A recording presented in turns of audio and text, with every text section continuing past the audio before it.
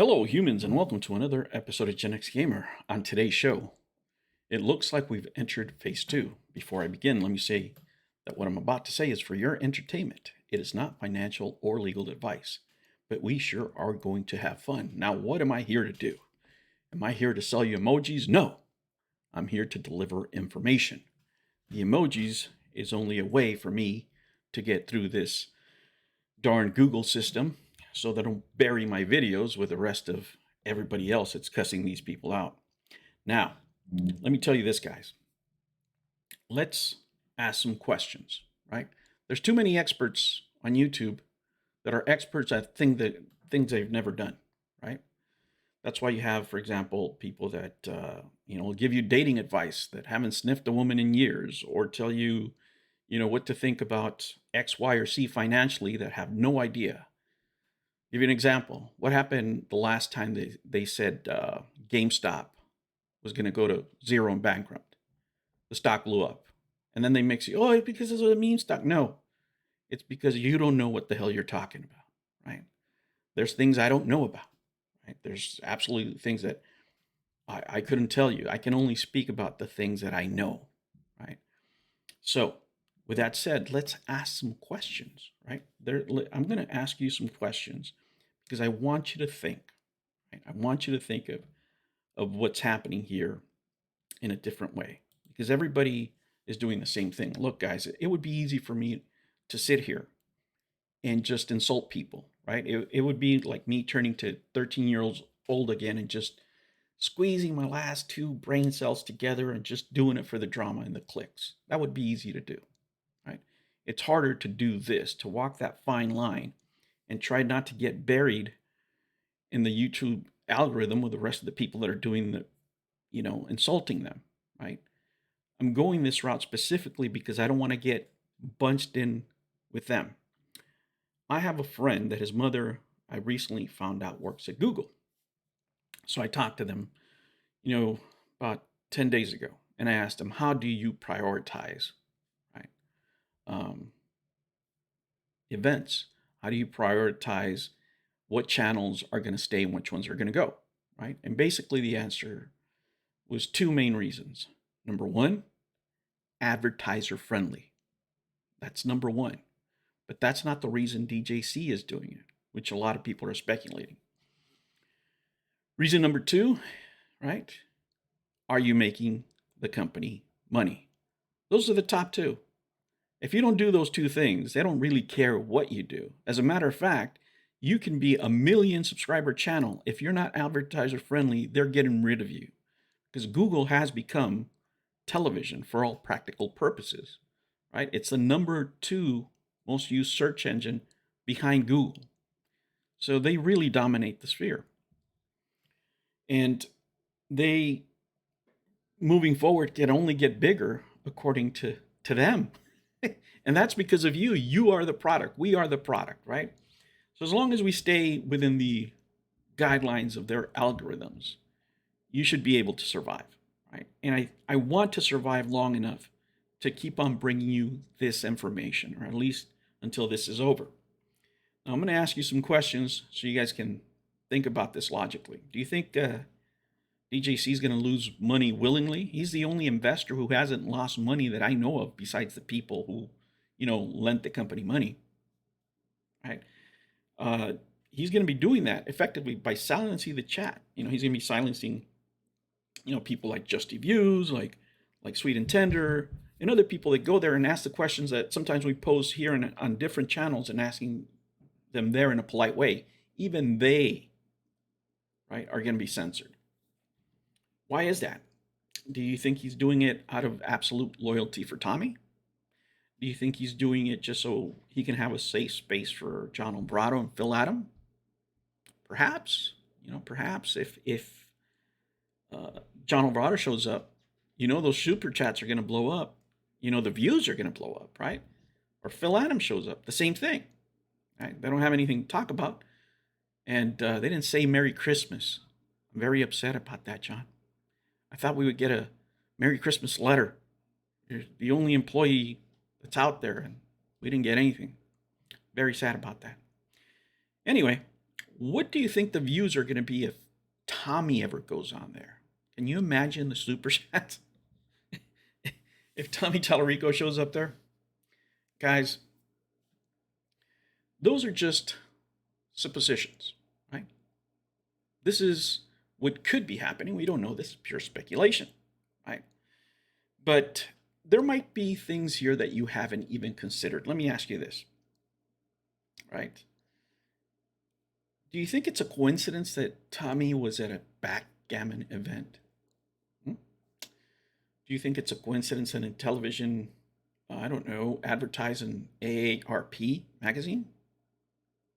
Let me ask you this. Do you know how many millionaires there are in the US, give or take? Right?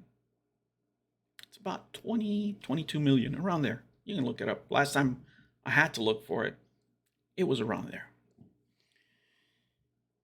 Do you know what the average age of those millionaires is? If you guess the old man cringe community, you are correct, and you have been following the channel.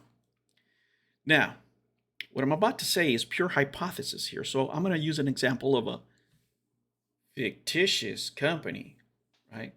Let's say I had a fictitious company. Crab legs. Yes, I had a fictitious company that used to sell crab legs. And what I wanted to do is I wanted to raise funds, right? I wanted to raise funds, but I couldn't go through traditional methods because, I was a little wild on the internet, right? I got a little feisty, and I got a little bit of a bad reputation. What are my options, right? I would go to somebody like, I don't know, this salesman that I know called Gen X Gamer and his buddies over there, his crew that he has, that are cold callers, right?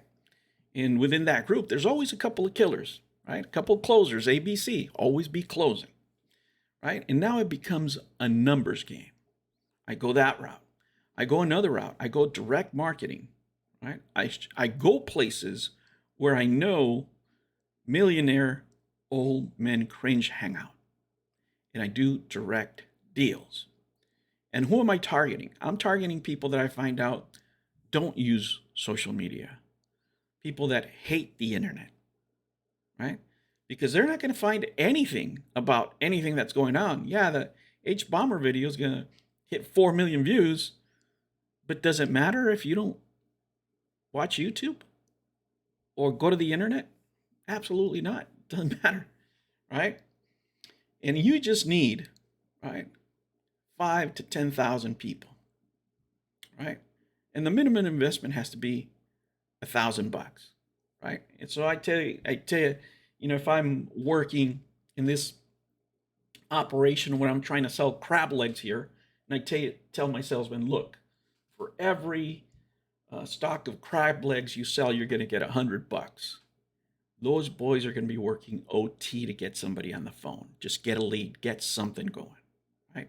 It's the way they used to do it back in the 80s, right? But it's a grind. I'm not saying it's easy, but it's completely possible. Because out of those 22 million, I just need 10,000, right? How did you raise the Republic money? Was it with millions of people, or was it with, what was it, 9,400? That's all you need, 9,400 sales. You get you an army of people working on commission, part-time, however. What do they call it? Network marketing? Man, there's a bunch of them. They're all over, social media nowadays. But they still do them the good old way for the older folk, right? So I could do that. It's not going to be as easy, but it is effective. It just takes longer, right? And what am I going to need, right? If I'm one of those salesmen, I need a good presentation, right? I need a clean environment where everybody's speaking positively about this item. I already have footage of people enjoying it, thanks to YouTubers that work for free, right? So